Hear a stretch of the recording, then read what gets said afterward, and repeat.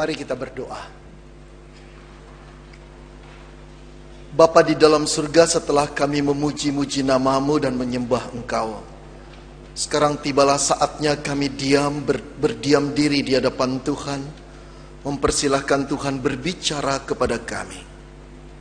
Sabda-Mu Tuhan sungguh kami nantikan, untuk boleh menasihati kami, mengajar kami, memperbaiki kami, dan mendidik kami di dalam kebenaran-Mu. Oleh karena itu kami membuka telinga kami. Kami mohon Roh Kudus-Mu sendiri mencerahkan pikiran dan hati kami, menuntun firman-Mu itu masuk ke dalam hati kami, sehingga mengubah hidup kami. Kami pulang dari rumah-Mu ini tidak menjadi pribadi yang sama, tetapi pribadi yang telah diubahkan oleh firman-Mu. Bapa dalam surga, kami sangat rindu itu terjadi pada diri kami sore hari ini. Kami mau berdoa bagi hamba-Mu di dalam kelemahan dan keterbatasannya. Tuhan, biarkan kuasa-Mu memenuhinya, sehingga baik pemberitaan maupun perkataannya tidak disampaikan dengan kekuatan manusia, dengan hikmat manusia, tetapi dengan kekuatan Allah dan hikmat yang berasal daripada Engkau sendiri. Karena itu Tuhan, kasihi dia, urapi dia, sehingga yang kami dengar firman semata-mata. Bapa, berfirmanlah karena kami telah siap mendengar. Dalam nama Tuhan Yesus kami berdoa. Amin. Shalom saudara. Saya bersyukur kepada Tuhan, kalau di dalam 3 kebaktian saya boleh melayani saudara, dan ini yang terakhir. Ditambah tadi remaja jam 3 dan kemarin sore pemuda. Saya bersyukur kepada Tuhan. Saudara, ngomong-ngomong, saudara mengerti gak arti kata shalom? Pasti loh Pak, tahu. Saya juga yakin saudara tahu, shalom itu berarti salam. Tapi shalom juga berarti salam sejahtera atau damai sejahtera. Namun saudara, kalau kita kupas lebih dalam, di dalam ucapan shalom ada pengertian harmoni, saudara. Harmoni itu artinya serasi, seimbang. Kalau chord kita main musik, C, chord C itu isinya do, mi, sol. Kalau kita bunyikan pasti indah, saudara, tidak false. Nah saudara, pada waktu kita mengucapkan shalom, kita harus mengandung satu konsepsi bahwa harmoni itu terjadi di dalam Tuhan. Setiap anak Tuhan yang telah diselamatkan oleh darah Kristus, yang disebut orang benar, seharusnya mendatangkan harmoni dimanapun mereka berada. Dimanapun engkau dan saya berada, harus terjadi satu harmoni, satu kehidupan yang harmonis. Entah itu dalam rumah tangga kita, entah itu dalam kantor kita, pabrik kita, ataupun di toko kita, ataupun di dalam pelayanan kita, di negara kita, dimanapun kita berada, seharusnya harmoni itu terjadi. Kehidupan itu harmonis. Namun kita sadari bahwa hidup itu realitanya tidak demikian. Boro-boro mikirin negara yang begitu besar, yang kacau balau seperti sekarang ini, di rumah tangga kita pun sering terjadi tidak harmoni, saudara. Banyak keluarga-keluarga Kristen yang tidak harmonis. Barangkali mungkin sekarang sedang terjadi dalam rumah tangga saudara. Ada ketidakseimbangan karena konflik, pertikaian, perseteruan terjadi di sana. Nah saudara, ketika konflik itu terjadi, hidup kita menjadi tegang, harmoni itu hilang, dan kita tidak lagi mengalami damai sejahtera Allah. Saudara pasti merasakan kan? Saya sudah berkeluarga 25 tahun lamanya. Tidak enak kalau sedang bertengkar sama istri, sama anak. Satu keadaan yang harmonis tiba-tiba jadi harmonis. Tidak harmonis, saudara. Nggak enak rasanya, ada sesuatu yang hilang. Sukacita sebagai seorang Kristen hilang, damai sejahtera hilang. Tapi saya mau mengatakan pada saudara, ini hal yang lumrah, karena kita masih hidup di dalam kedagingan kita. Tetapi tidak lumrahlah kalau konflik pertikaian itu terjadi berkepanjangan. Jangan pernah lupa, dimanapun saudara dan saya berada, shalom itu harus diciptakan. Damai sejahtera itu harus didatangkan, dan harmoni itu harus dikembalikan. Sehingga setiap orang yang berdekatan dengan kita selalu merasa di mana kita ada, shalom, damai sejahtera Allah itu hadir. Nah saudara, 2000 tahun yang lampau, ada seorang Kristen yang baik yang bernama Filemon. Dia seorang Kristen yang baik. Sejak dia mengenal Allah, dia melayani Tuhan. Sebetulnya saudara, dahulu dia bukan orang Kristen. Dari namanya Filemon, jelas itu nama Yunani. Orang Yunani pada asalnya tidak pernah percaya Kristus. Mereka percaya kepada dewa-dewa, saudara. Nah, dia adalah orang kafir yang cuma percaya kepada dewa-dewa. Tetapi satu kali dia berjumpa dengan Paulus, Rasul Allah yang luar biasa itu. Ketika Paulus mengabarkan Injil kepada dia, kepalanya atau pikirannya terbuka. Hatinya bergejolak. Inilah Allah yang aku cari, yang menyayangiku dan mencintaiku, yang mengorbankan diri untuk aku yang berdosa. Dia menjadi orang Kristen, saudara. Bukan cuma sampai di sana. Dia melihat dan memperhatikan kehidupan Paulus. Luar biasa Rasul ini. Baginya, Rasul Paulus itu adalah seorang guru, bapak rohaninya, dan Rasul Allah yang sangat dihormati dan dikasihinya. Saudara, ketika melihat kehidupan Paulus, dia tercengang. Orang yang disebut bapak rohaninya, guru dan rasulnya itu lebih sering hidupnya itu masuk keluar penjara. Bukan karena karakternya, bukan karena dia seorang kriminal, tetapi karena dia mengabarkan Injil. Saudara, pemerintah Romawi mirip dengan pemerintah Amerika. Pemerintah Romawi itu, saudara, bukan negara agama, bukan. Dan nggak punya menteri agama. Sama dengan Amerika. Banyak orang yang salah mengerti Amerika diidentikan dengan Kristen. Tidak, saudara. Tidak pernah pemerintah Amerika yang sekarang ini mengakui bahwa mereka adalah negara Kristen. Tidak pernah. Karena itu di Amerika tidak ada menteri agama, saudara. Tapi yang ajaib, mereka tidak punya menteri agama, hidupnya rukun-rukun saja. Negara kita ada menteri agama, tapi terus terjadi ketegangan, terjadi pertikaian.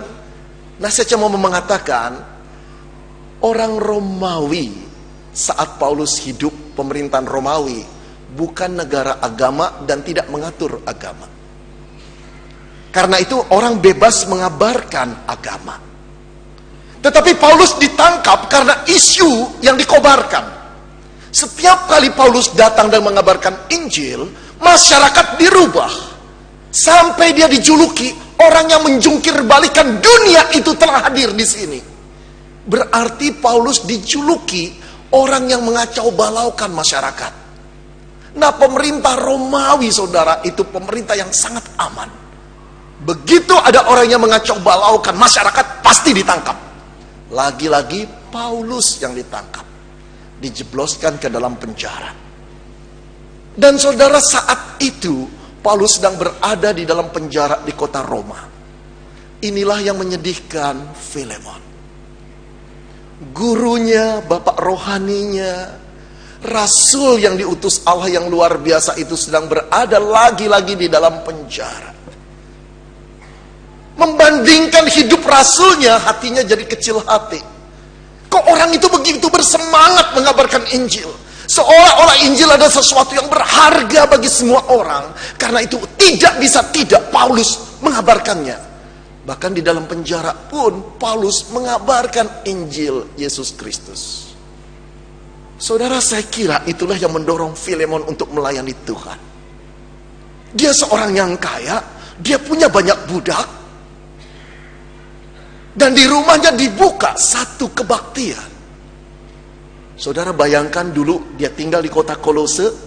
Tidak banyak orang Kristen. Membuka kebaktian Kristen itu satu pergumulan yang berat. Karena masyarakatnya bukan masyarakat Kristen. Oh saudara, namun kalau dia memikirkan gurunya, dia kembali bersemangat. Dan dia melayani orang begitu banyak, terutama orang-orang percaya, orang-orang kudus. Ditolong, dihibur, diperhatikan, digembalakan. Inilah Filemon. Seorang Kristen yang matang, yang bertumbuh di dalam iman, yang hidupnya untuk Allah.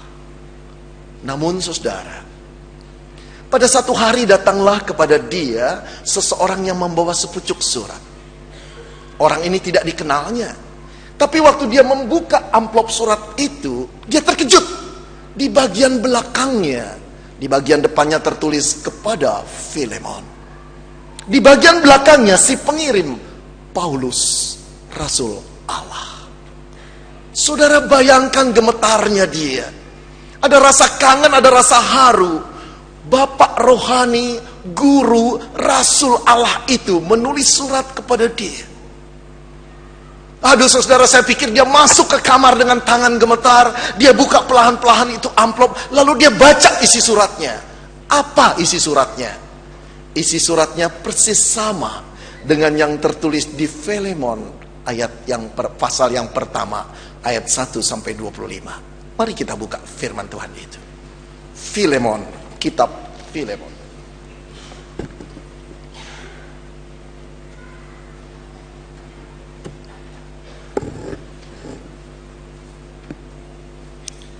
Saudara-saudara, Paulus menulis surat kepada dia.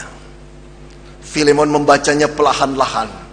Ayat 1 sampai dengan 3, seperti juga kita, saudara, waktu menulis surat. Ada kabar salam dulu. Kalau salam masa kita, hey, apa kabar?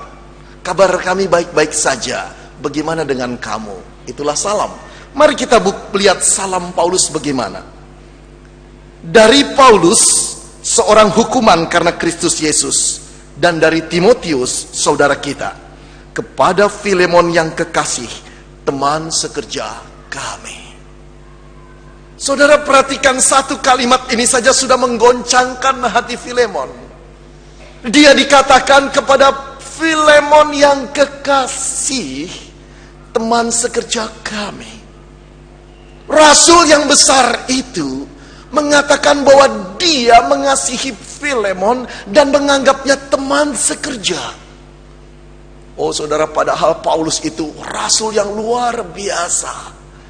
Apalah dia dibandingkan dengan Paulus. Tapi dianggap teman sekerja. Lebih lagi ayat yang kedua. Dan kepada Afia, saudara perempuan kita. Siapa Afia itu? Kemungkinan adalah istri Filemon. Jadi saudara bayangkan, istrinya dikatakan saudara perempuan kita. Dengan kata lain, Paulus sudah menganggap keluarga dari Filemon itu sebagai satu saudara. Bayangkan rasul yang besar itu mengaku dirinya saudara. Ini satu kehormatan. Lalu dikatakan juga dan kepada Arkipus, kemungkinan besar adalah aktivis yang ikut melayani di gereja di rumah Filemon. Teman seperjuangan kita dan kepada jemaat di rumahmu. Paulus rasul yang besar itu mengirim salam kepada semua jemaat. Lalu bukan cuma sampai di sana, ditutup dengan salam, ditutup dengan berkat. Berkat yang sering diucapkan oleh para pendeta untuk menutup kebaktian. Berkat itu adalah kasih karunia dan damai sejahtera dari Allah Bapa kita dan dari Tuhan Yesus Kristus menyertai kamu. Saudara, satu salam yang menyejukkan sekali. Saya kira Filemon hatinya senang sekali. Dia masuk bagian berikutnya. Ucapan syukur ayat 4 sampai dengan 7. Aku mengucap syukur kepada Allahku, kata Paulus, setiap kali aku mengingat engkau dalam doaku, Filemon. Karena aku mendengar tentang kasihmu kepada semua orang kudus dan tentang imanmu kepada Tuhan Yesus. Aduh saudara, betapa tercengangnya ketika Paulus menulis ini. Ternyata rasul yang luar biasa itu mendengar tentang pelayanannya kepada orang kudus. Orang kudus itu adalah orang yang dikuduskan dengan darah Kristus. Jemaat biasa, orang benar, orang yang dibenarkan oleh darah Kristus. Paulus ternyata benar-benar mendengar apa yang dilakukan Filemon. Ini satu penghiburan yang besar, saudara. Bahkan dia didoakan oleh Paulus dan mengucap syukurlah Paulus kepada Allah karena anak rohaninya bertumbuh di dalam pelayanan demikian rupa. Lalu saudara, ayat ke-6, dan aku berdoa agar persekutuan di dalam iman turut mengerjakan pengetahuan akan yang baik di antara kita untuk Kristus. Dengan kata lain, aku berdoa agar engkau terus maju, Filemon, dalam imanmu. Ayat 7, dari kasihmu, kata Paulus, ku peroleh kegembiraan besar dan kekuatan, sebab hati orang-orang kudus telah kau hiburkan, saudaraku. Saudara, bayangkan betapa tidak terharunya hati Filemon. Rasul yang besar itu mengaku bahwa pelayanannya telah memberi kegembiraan, bahkan kekuatan besar kepada Paulus yang saat itu berada di dalam penjara. Kakinya diborgol, tangannya diborgol. Paulus memang berada di dalam penjara rumahan, artinya masih bisa dikunjungi, tapi dia dijaga ketat dan dia tidak bisa kemana-mana. Di dalam keadaan seperti itu, kalau mengingat tentang pertumbuhan dan pelayanan iman Filemon, Paulus berkata, aku bergembira luar biasa, dan hidupmu dan pelayananmu telah menjadi kekuatan bagiku. Saudara, rasul yang besar itu biasanya memberi kekuatan kepada orang-orang lain. Sekarang dia menulis surat dan berkata, pelayananmu telah memberikan kekuatan kepada aku, Filemon. Aduh saudara, saya kira Filemon menunduk dan berkata, aduh Pak Paulus, saya benar-benar rasa tersanjung loh Pak. Lalu dilanjutkan saudara. Sekarang saudara, ayat 8-22 berisi permintaan. Rupanya Paulus ingin memohon sesuatu kepada Filemon. Kita baca dulu 8-12. Surat itu diteruskan bacanya. Karena itu, kata Paulus, sekalipun di dalam Kristus aku mempunyai kebebasan penuh untuk memerintahkan kepada kamu apa yang harus engkau lakukan. Tetapi mengingat kasihmu itu, lebih baik aku memintanya daripadamu. Aku, Paulus, yang sudah menjadi tua, lagi pula sekarang di dalam penjara karena Kristus Yesus, mengajukan permintaan kepadamu mengenai anak yang kudapat selagi aku dalam penjara, yakni Onesimus. Saudara, sampai di sini Filemon bengong. Ketika Paulus menyebut nama Onesimus. Saudara, kalau Paulus meminta apapun, pasti Filemon akan mengabulkannya. Dia bapak rohani, dia guru kebenaran, dia rasul Allah. Bagaimana mungkin menolak? Tetapi yang dia minta adalah Onesimus. Mendengar namanya, hatinya mendidih, darahnya naik, saudara. Siapa Onesimus itu? Budaknya. Budak yang dia beli di pasar budak, saudara. Zaman dulu, bukan bursa saham aja, saudara. Kayak sekarang ada bursa budak, saudara. Nah, budak-budak itu saya kira seperti yang film-film yang kita tonton, di display, saudara, di pinggir jalan, bajunya dibuka, tinggal pakai celana saja, lalu orang memilih budak, pilih ototnya, lalu di rahangnya, coba lihat, dia lihat susunan giginya, semakin bagus, semakin kuat, semakin bisa dipakai budak ini, semakin sehat, semakin bagus tenaganya, harganya tawar-menawar. Dan mungkin juga pada waktu Filemon melihat Onesimus dijual di pasar budak, hatinya jatuh belas kasihan. Barangkali Onesimus bukan budak yang terbaik, bukan budak yang ototnya terbesar, tapi belas kasihan Filemon mengatakan, aku beli yang ini. Saudara tahu Onesimus itu namanya apa? Artinya Onesimus itu namanya berguna. Budak yang tidak berguna ini karena mungkin kecil, tidak kuat, Lalu kenapa namanya Onesimus? Kemungkinan besar Filemon lah yang menukar namanya. Sekarang engkau akan kuberi nama Onesimus, artinya berguna. Saudara, kalau bahasa Indonesianya orang yang berguna itu namanya siapa, saudara? Orang yang berguna. Disebut siapa, saudara? Gunawan. Onesimus sekarang dari namanya yang lama diganti jadi Gunawan. Maksudnya apa? Supaya menjadi budak yang berguna. Nah, jangan pernah lupa bahwa Filemon itu orang Kristen yang sangat mengasihi. Nama Filemon itu berarti orang yang mengasihi atau yang penuh kasih. Saya percaya dia memperlakukan budak-budaknya tidak seperti tuan-tuan Yunani lainnya atau Romawi lainnya. Saudara, budak itu barang komoditas, barang jualan. Kalau kita beli, nasibnya tergantung tuannya, tergantung engkau dan saya.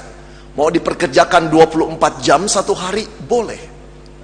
Mau dikasih tidak dikasih makan 3 hari 3 malam, silakan. Mau dibunuh juga boleh. Dia cuma barang komoditas, tidak dilindungi undang-undang, tidak sama sekali. Nah, saudara, saya percaya Filemon memperlakukan budak-budaknya dengan baik, termasuk Onesimus. Dipeliharanya budak yang tidak berguna ini untuk jadi berguna. Bertahun-tahun Onesimus bekerja di rumah Filemon. Dia mendapati kasih Filemon, dia mendapati perhatian Filemon. Tapi saudara tahu apa yang diperbuatnya kemudian? Budak ini melarikan diri dari rumah Filemon. Saudara, kalau budak sudah melarikan diri dari tuannya, itu satu dosa yang tidak bisa diampuni lagi. Karena budak itu telah dibeli dan lunas harganya. Tetapi kemungkinan besar Filemon itu bukan cuma lari, tapi mencuri barang berharga Filemon. Saudara, betapa lukanya hati majikan ini. Ini benar-benar dikasih hati mau jantung. Tidak ada budak yang betul-betul tidak tahu diri seperti Onesimus. Orang-orang mungkin mentertawai dia, rekan-rekan bisnisnya mentertawai dia. Dia bilang, apa lo Filemon? Budaklah lo, sayang-sayang. Budaklah dikasih hati. Budak itu gak lebih daripada barang dagangan, gak lebih dari binatang. Barangkali begitu. Membawa lari harta Filemon. Saya kira bukan persoalan hartanya, persoalan muka Filemon itu mau ditaruh mana. Kemarahan, kebencian, perasaan ingin balas dendam pasti ada di dalam hati Filemon. Tapi kemana Onesimus lari? Tidak tentu rimbanya. Kemungkinan besar, saudara, Onesimus itu lari ke ibu kota, kota Roma. Nah, kota Roma itu kayak Jakarta, metropolis sekali, saudara. Di sana begitu banyak hiburan. Di sana terbuka lowongan kesempatan. Di sana tempat perjudian, naik klub malam ada di sana. Sekarang Onesimus, budak yang melarikan diri harta tuannya, berganti baju, bukan? Tidak ada orang yang tahu bahwa dia adalah budak yang telah mencuri harta tuannya. Barangkali dia main ke kasino, barangkali dia main perempuan, tempat hiburan dimanapun, sampai ludes hartanya. Dan kemungkinan besar dia melakukan kejahatan lagi, sampai ditangkap oleh pemerintah Romawi, dijebloskan ke dalam penjara. Di penjara itulah dia bertemu dengan Paulus. Saudara, jadi mendengar permintaan rasulnya untuk membebaskan Filemon dan menerimanya kembali, untuk membebaskan Onesimus dan menerimanya kembali, timbullah kemarahan dalam hati Filemon. Kalau engkau minta apa saja, okelah Pak Paulus, tapi jangan tentang budak ini. Ini orang yang tidak tahu diri. Tapi nanti dulu. Ayat 11 kita baca, saudara. Filemon ayat ke-11. Dahulu memang dia tidak berguna, tetapi sekarang sangat berguna bagimu maupun bagiku. Saudara perhatikan, Onesimus artinya berguna. Itu yang diharapkan oleh Filemon. Tetapi dengan lari dan mencuri, orang ini tidak lagi jadi berguna. Tetapi setelah bertemu dengan Paulus, dia menerima Yesus Kristus. Paulus berkata, dahulu memang dia tidak gunawan, sekarang dia gunawan, baik bagimu maupun bagiku. Ayat 11, dia kusuruh kembali, ayat ke-12, dia kusuruh kembali kepadamu, yaitu buah hatiku. Saudara, bayangkan orang yang tidak berguna ini sekarang disebut Paulus buah hatinya. Pasti Filemon sudah menangkap bahwa sekarang Onesimus, orang yang tidak berguna itu, telah menerima Injil Kristus, telah menerima Yesus sebagai juru selamatnya, karena itu berubah. Saudara, tapi bagaimana mungkin dia bisa menerima orang yang betul-betul telah melukai hatinya? Budak. Tidak gampang. Kalau kita memaafkan orang yang sekali-sekali bertemu dengan kita dan melukai kita, tidak apa-apa. Orang ini telah menerima kebaikan Filemon bertahun-tahun, masih juga cia kehormatan dan harta Filemon.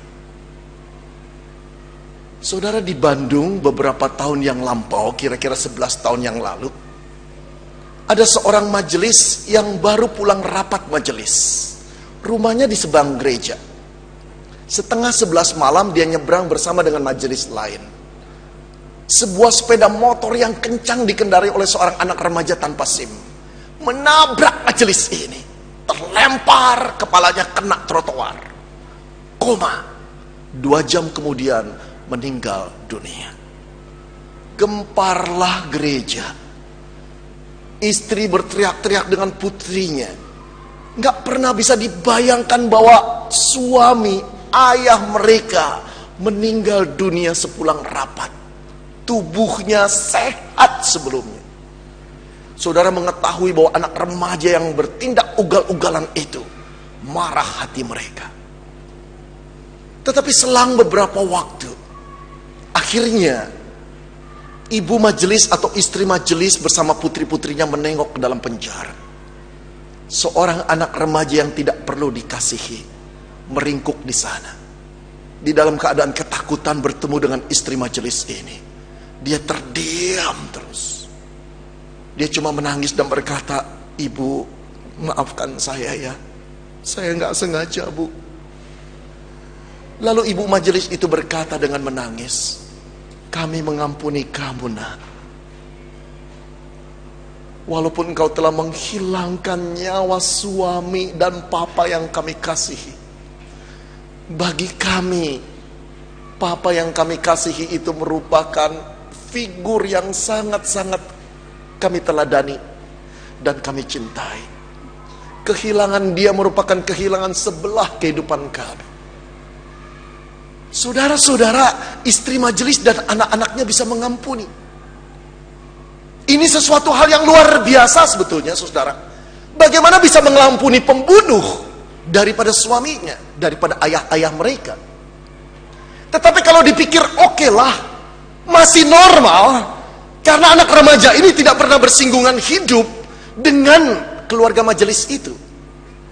Tapi bisakah saudara pikir, seandainya anak remaja itu adalah karyawan daripada bapak majelis ini, yang dipelihara dari kecil, dididik dari kecil, dibuatkan SIM, lalu diberi motor, lalu menabrak tuannya sendiri.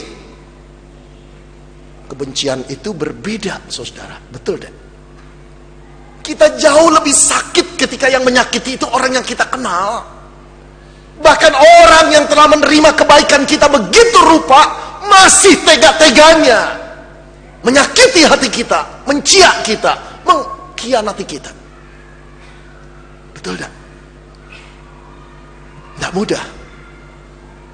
Saudara, beberapa tahun yang lampau seorang teman, dulu guru sekolah minggu waktu muda sama-sama selama 10 tahun, kirim SMS, "Ben, maaf ya mengganggu.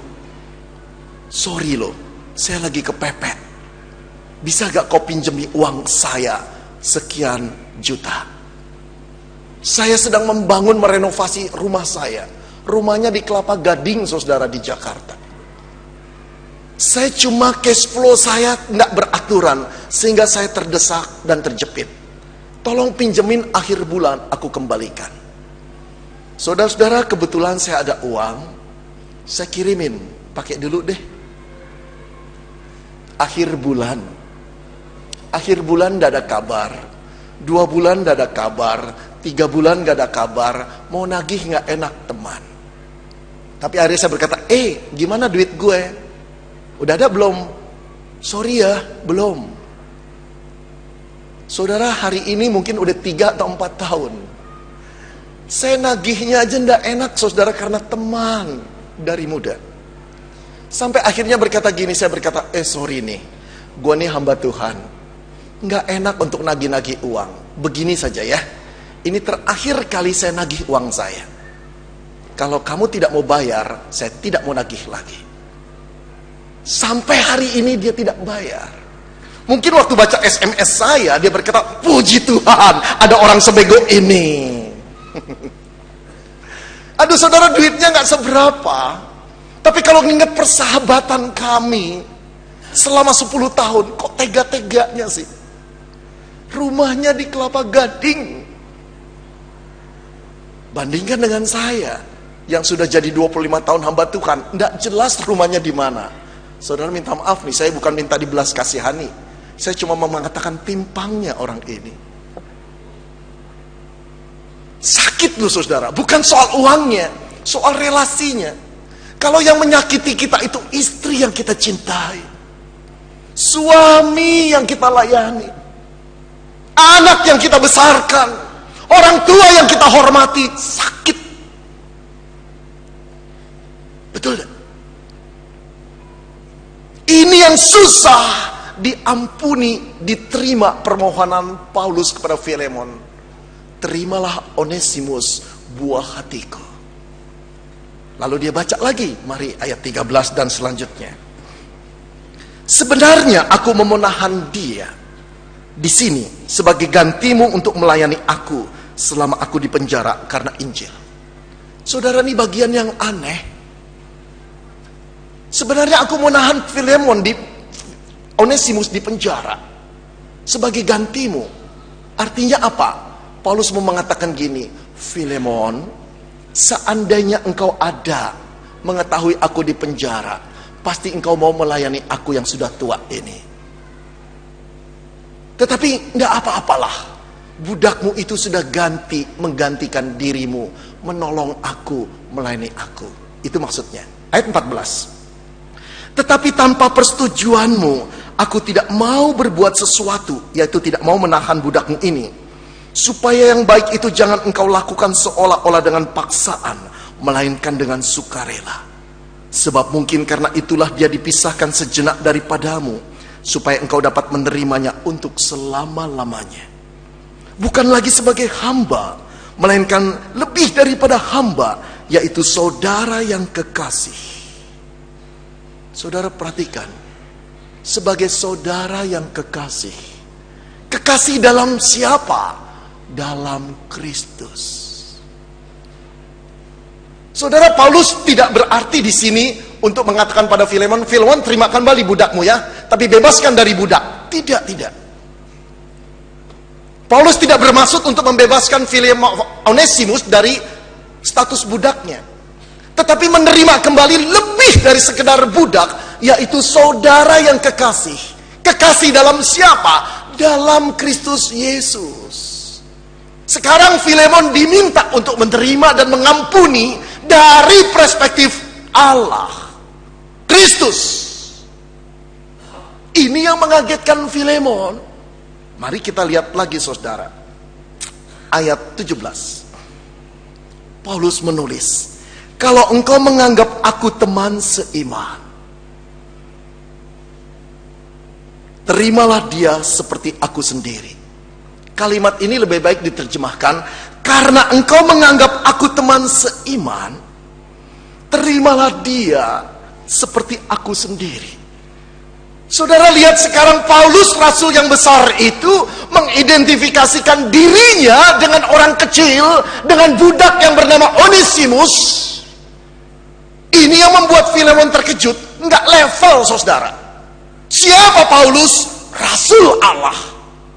Tingkatnya hanya di bawah Allah. Allah lalu Rasul. Rasul Paulus sebanding dengan Rasul Petrus, Rasul Yohanes, Rasul Matius. Di bawah Rasul ada teman sekerja, Lukas, Demas, Alexander. Di bawah teman sekerja ada orang-orang Kristen yang jadi aktivis, termasuk Filemon. Di bawah Filemon ada jemaat. Di bawah jemaat ada budak. Sekarang Paulus berkata, karena engkau menganggap aku teman seiman, terimalah Onesimus seperti engkau menerima aku sendiri. Ya ampun, saudara. Membaca surat yang ditulis demikian rendah hatinya, pasti tangan Filemon gemetar. Mengapa rasul yang besar mengidentifikasikan diri dengan orang yang tidak berguna, yaitu budak? Budak yang sudah melarikan diri dan mencuri harta tuannya. Bukan sampai di sana saja, saudara. Ayat 18. Dan kalau dia sudah merugikan engkau ataupun berhutang padamu, tanggungkanlah semuanya itu kepadaku. Terjemahan yang lebih baik bisa begini, bukan dan kalau itu berarti Onesimus belum tentu salah, tetapi sama, kalau itu bisa diganti karena dia sudah merugikan engkau ataupun dia sudah berhutang kepadamu, tanggungkanlah semuanya itu kepadaku. Aku Paulus menjamin dengan tulisan tanganku sendiri, aku akan membayarnya. Saudara, Paulus bukan cuma mengidentifikasikan dirinya dengan orang kecil, budak yang kurang ngajar yang bernama Onesimus, tetapi berkata, aku akan menanggung seluruh hutang itu ke pundakku. Bahkan dia berkata, aku akan menjamin dengan tanda tanganku. Saudara, ini menggetarkan, saudara. Rasul yang dia hormati sekarang menjaminkan dirinya menanggung seluruh hutang-hutang Onesimus ke dalam pundaknya. Yang membuat Filemon gemetar bukan cuma karakter Paulus, tetapi di dalam tulisan itu Paulus sedang menggiring Filemon untuk mengingat itulah Kristus kita. Dia Allah yang tidak berdosa, mau turun menjadi manusia, mengidentifikasikan diri dengan orang-orang berdosa. Dia Allah yang tidak berdosa, menjadi orang yang berdosa karena menanggung dosa-dosa kita, dan dia menjamin diri kita dengan darahnya sendiri. Saudara, itu satu pukulan, satu tulisan yang menggedor hati dan iman daripada Filemon. Sekarang pengampunan itu dikaitkan dengan Kristus. Dengan kata lain, bukankah kita Filemon adalah orang-orang yang berhutang kepada Allah? Kita telah berhutang dosa kepada Allah. Kita tidak layak. Kita lebih daripada hamba dosa yang kotor di hadapan Allah. Tetapi dia telah turun untuk menjangkau engkau dan saya. Dan dia menjamin hidupmu dan hidupku dengan darahnya. Saudara, gemetarlah Filemon. Inilah prinsip rekonsiliasi. Kita sulit mengampuni orang yang menyakiti hati kita. Kita nggak cukup kasih kita untuk menyakiti suami yang menyeleweng dengan wanita lain, istri yang tidak menghormati kita, teman bisnis yang menciak duit kita. Kita sulit sekali. Atau mantan kekasih yang meninggalkan kita dalam noda dan kekotoran. Tetapi mari kita kaitkan dengan Yesus. Bukankah kita objek yang sama daripada kasih Kristus? Bukankah kita juga cuma budak yang kotor di hadapan Tuhan? Bukankah dia telah menjamin seluruh dosa kita dengan kematiannya di kayu salib? Kita pun orang-orang berhutang kepada Yesus. Saudara, inilah yang mau dikatakan oleh Allah. Ampuni orang yang bersalah kepadamu, seperti Kristus mengampuni engkau dan saya. Saudara, lihatlah prinsip ini. Bahwa kita juga budak, bahwa kita juga bukan orang benar, bahwa kita orang berhutang. Layakkah kita menahan pengampunan itu? Saudara, mari kita lihat Yesus Kristus yang mati di kayu salib. Maka hati kita akan hancur dan air mata kita menetes. Ketika kita sakiti, dia berkata, Bapa, ampunilah mereka, karena mereka tidak tahu apa yang mereka perbuat. Kita buta bahwa dosa kita itu menghantar anak Allah yang kudus itu dalam kematiannya. Perjamuan kudus yang akan kita nikmati merupakan undangan Allah atas engkau dan saya yang berdosa. Sekali lagi kita diingatkan bahwa kita dibebaskan dari murka Allah, bahwa kita dibayar lunas hutang-hutang kita dengan kematiannya di kayu salib, dengan setiap tetesan darahnya yang tercurah di atas Kalvari itu. Layakkah kita masih marah kepada Tuhan? Menyimpan dendam-dendam orang yang menyakiti kita? Setiap kali saya mengingat teman saya yang tidak bayar sama saya, ada lagi tertusuk. Kok kamu tega sih? Tapi ketika aku melihat salib, aku berkata, Tuhan, terima kasih. Tidak ada artinya uang sebegitu. Aku tidak mau kehilangan kasih-Mu.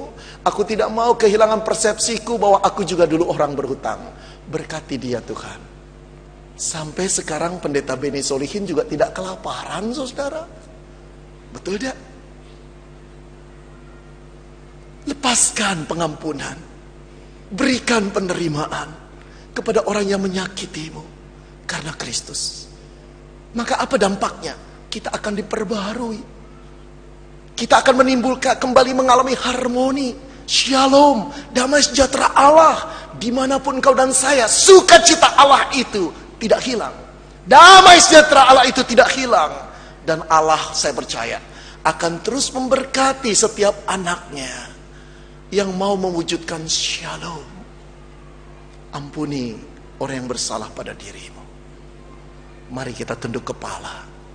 Mari kita berdoa.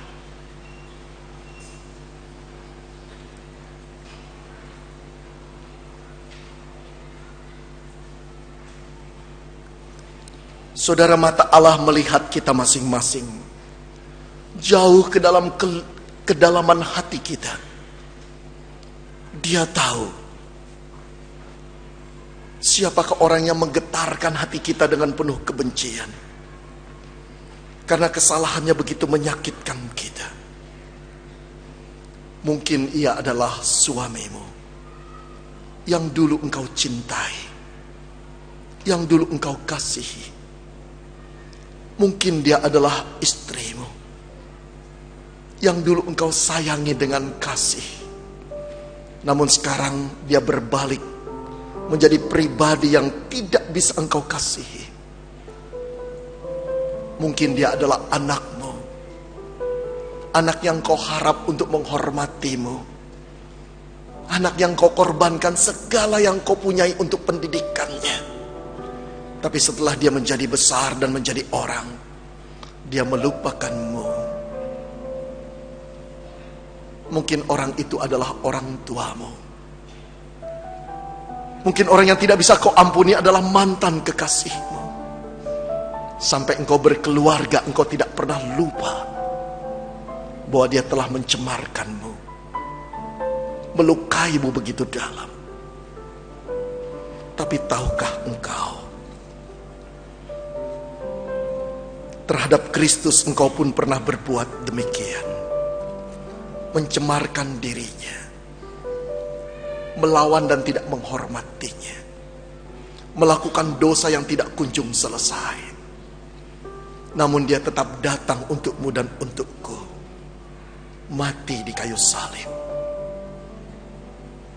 untuk membuat rekonsiliasi, pendamaian terjadi, untuk memulihkanmu.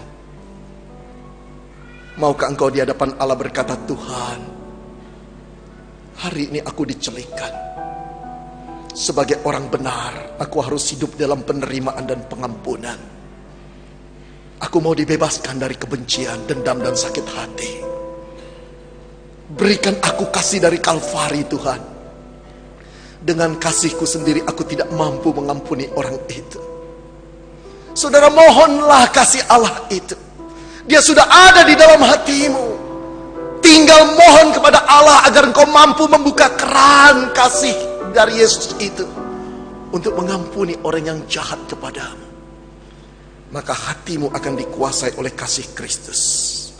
Dan damai sejahtera Allah, shalom Allah akan kau alami kembali. Ambil waktu buat berdoa, sebut namanya di hadapan Tuhan. Lepaskan pengampunan bagi dirinya. Engkau akan diberkati oleh Tuhan.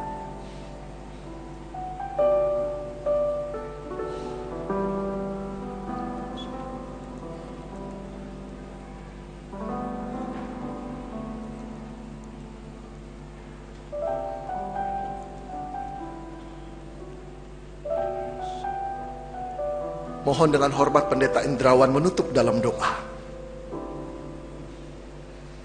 Ya Tuhan, Engkau telah datang di dalam Tuhan Yesus Kristus, Sang Pembawa Damai. Shalom. Biarlah kami juga boleh selalu membawa kabar sukacita dan damai sejahtera di dalam hidup ini hari lepas hari. Begitu banyak orang Tuhan yang kehilangan damai oleh karena ikatan-ikatan yang ada di dalam hidupnya. Pakai kami Tuhan dalam hidup sehari-hari untuk selalu membawa damai bagi mereka, dan mereka boleh kembali kepada Tuhan sendiri. Terima kasih buat berita firman Tuhan. Segala puji hormat hanya bagi nama Tuhan Yesus Kristus. Amin.